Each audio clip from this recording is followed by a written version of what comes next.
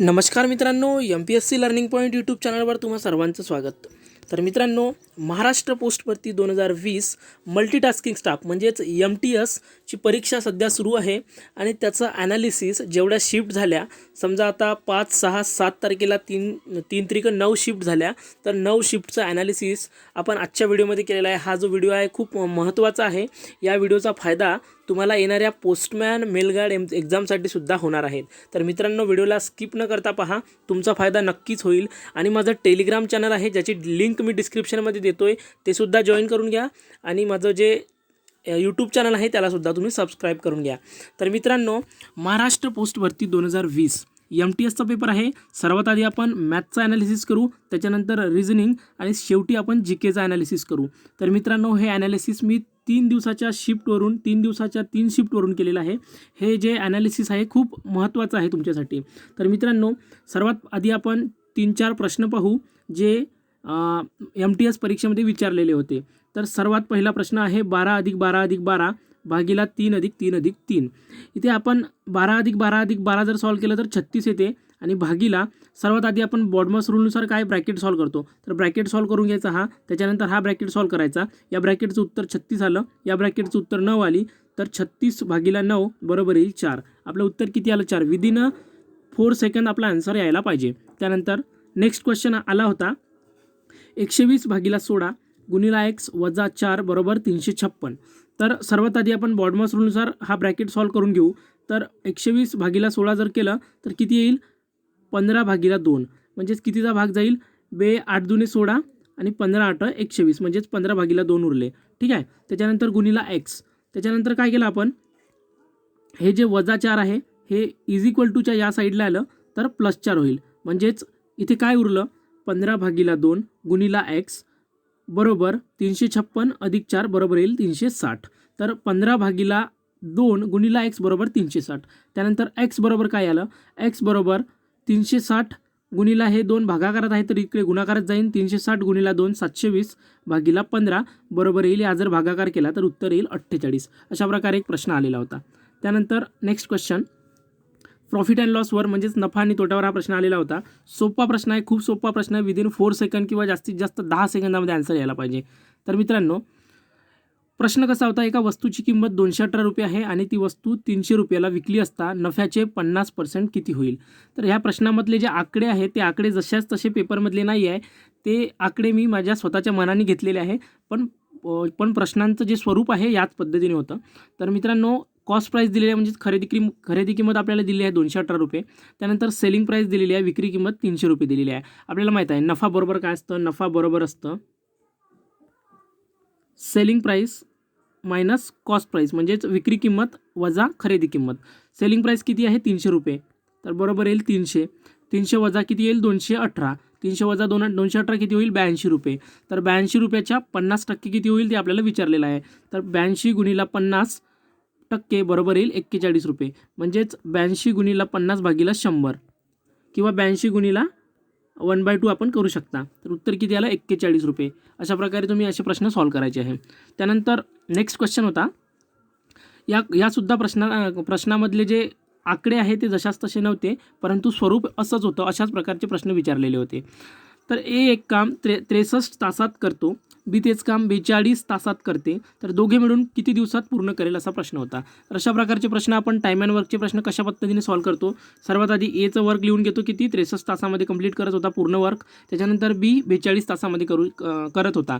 तर पूर्ण वर्क किती असते? या दोघांचा जो लसावी आहे ते पूर्ण वर्क असते, म्हणजे LCM ऑफ 63 and 42 बरोबर आपलं पूर्ण काम येईल. तर 63 आणि 42चा लसावी काढला, लसावी आला 126. तुम्हाला जर काढकाम वेगचे जर प्रॉब्लेम काही पाहायचे असतील तर माझ्या चॅनलवरती अवेलेबल आहे. एक व्हिडिओ आहे, बेसिकचा व्हिडिओ बनवलेला होता फक्त मी, तो व्हिडिओ पाहून तुम्ही तुमचे कन्सेप्ट क्लिअर करून घेऊ शकता. तर पूर्ण काम किती आहे? 126. तर ए पूर्ण काम 63 तासात करतो असं म्हणणं आहे. तर ए पूर्ण काम 63 तासात करतो, तर एका दिवसात किती करेल? 126 भागिला 63 2. आणि बी एका दिवसात किती करेल? 126 भागिला 42 बरोबर येईल 3. तर हे 2 आणि 3 हे एका दिवसाचं काम आहे ए आणि बीचं.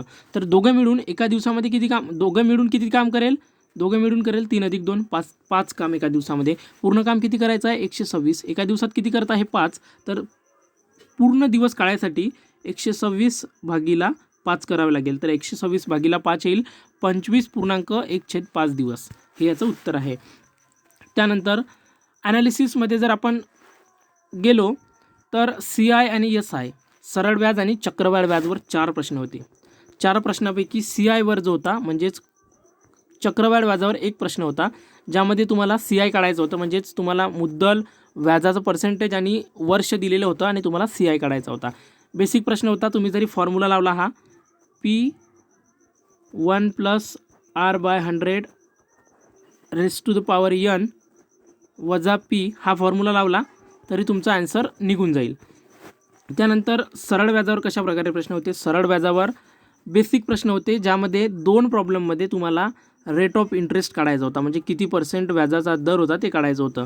सिंपल प्रश्न होते ते सुद्धा प्रश्न 10-10, 20-20 सेकंदात पूर्ण होऊन जातील असे प्रश्न होते. अशा प्रकारे सरळ व्याज आणि चक्रवाढ व्याजावर 4 ते 5 प्रश्न आलेले होते. त्यानंतर ॲव्हरेजचा विचार जर केला तर ॲव्हरेजमध्ये 3 ते 4 प्रश्न येत आहे आणि याचीसुद्धा लेवल जी आहे ती बेसिक आहे, इझी टू मॉडरेट आहे.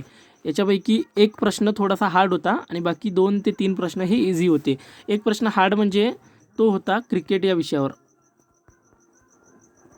त्यानंतर युनिटरी मेथडवर 2 ते 3 प्रश्न विचारतच आहे प्रत्येक शिफ्टला. युनिटरी मेथड म्हणजे काय, आपल्याला समजा 1 डझन केळांची किंमत दिलेली असते तर एका केळाची किती किंमत येईल ते विचारलेलं असते, किंवा 1 डझन केळांची किंमत दिलेली असते तर 2 डझन किंवा 3 डझन किंवा 50 केळांची किंमत किती येईल तशा प्रकारे विचारलेलं असते. त्याच्यानंतर टाईम अँड वर्कचाच एक भाग आहे नळ आणि टाकी, त्यावर सुद्धा 1 ते 2 प्रश्न विचारू शकतात आणि प्रत्येक शिफ्टमध्ये विचारत आहे. त्यामुळे तुम्ही नळ आणि टाकी किंवा टाईम अँड वर्क तुम्ही कंप्लीट करून ठेवाच. आणि त्यानंतर टाईम अँड डिस्टन्सवर 4 प्रश्न विचारलेले होते. 4 प्रश्नामध्ये ट्रेनवर एक प्रश्न होता.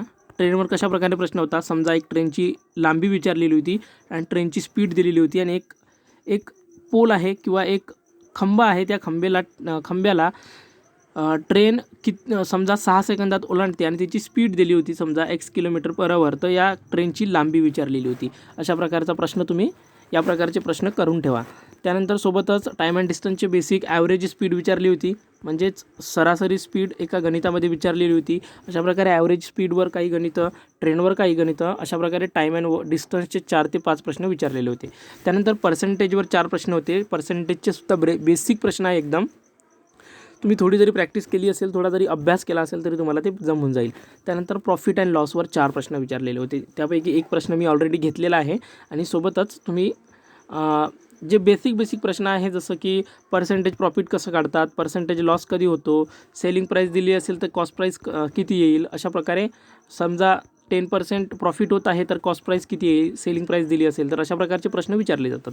त्यानंतर नंबर सिरीजवर 3 प्रश्न होते. नंबर सिरीजचे प्रश्न थोडे हार्ड होते असे विद्यार्थी सांगत होते. तर नंबर सिरीजची तुम्ही प्रॅक्टिस करा, जेणेकरून नंबर सिरीजचे 3 पैकी 3 प्रश्न तुम्हाला मिळाले पाहिजे. त्यानंतर रिझनिंगचे इम्पॉर्टंट टॉपिक आपण पाहू. रिझनिंगमध्ये जर विचार केला तर सर्वात आधी अल्फाबेटिक सिरीज, म्हणजेच तुम्हाला ABCD या सिरीजवर काही प्रश्न होते, ते 3 प्रश्न होते. त्यानंतर तुम्हाला अल्फाबेटिक सिरीजसोबत संख्यामाला आणि अल्फाबेटिक सिरीज यावर काही प्रश्न होते. त्यानंतर डाईसवर एक प्रश्न होताच. डाईकवर प्रत्येक शिफ्टमध्ये प्रश्न येतो आहे. डाईसवरचा प्रश्न कसा येतो आहे, समजा ही डाईस आहे. या डाईसमध्ये इथे रेड, इथे ग्रीन आणि इथे ब्ल्यू कलर दिलेला आहे आणि दुसऱ्या डाईसमध्ये सुद्धा अशा प्रकारे रेड, येलो आणि व्हाईट अशा प्रकारे कलर दिलेले आहे. तर तुम्हाला एक कलर कॉमन दिला जाईल आणि समजा रेडच्या अपोजिट किंवा वायच्या अपोजिट कोणता कलर असेल ते विचार. अशा प्रकारचे डाईसवर प्रश्न होते, सिंपल प्रश्न होते आणि प्रत्येक शिफ्टमध्ये रिपीट होत आहे. त्यानंतर डायरेक्शन किंवा दिशावर प्रश्न होता. दिशावर 2 ते 3 प्रश्न होते. हे सुद्धा तुम्ही प्रॅक्टिस करून घ्या. त्यानंतर ब्लड रिलेशनवर, नातेसंबंधावर एक प्रश्न होता. त्यानंतर एका शिफ्टमध्ये मला वाटते बहुतेक 6 जानेवारीच्या शिफ्टमध्ये, सेकंड शिफ्टमध्ये इनॅक्वॅलिटीजवर 4 प्रश्न होते. तर इनॅक्वॅलिटीजसुद्धा विचारू शकतात, तर त्यांचेसुद्धा तुम्ही ते सुद्धा टॉपिक करून ठेवा. त्यानंतर जापनीज कोडिंग तुम्हाला माहीतच असेल. पा, सा, गा, अशा प्रकारे कोड दिलेली असते आणि एक सेंटेन्स दिली असते, त्या सेंटेन्सचं त्या कोडसोबत रिलेशन असते. तर 4 ते 5 कोड दिलेले असते आणि 4 ते 5 सेंटेन्स दिलेले असते. त्याचं कोडवरून त्याचं रिलेशन काढून तुम्हाला 4 ते 5 प्रश्न विचारले जातात. अशा प्रकारे जापनीज कोडिंगवर 4 प्रश्न.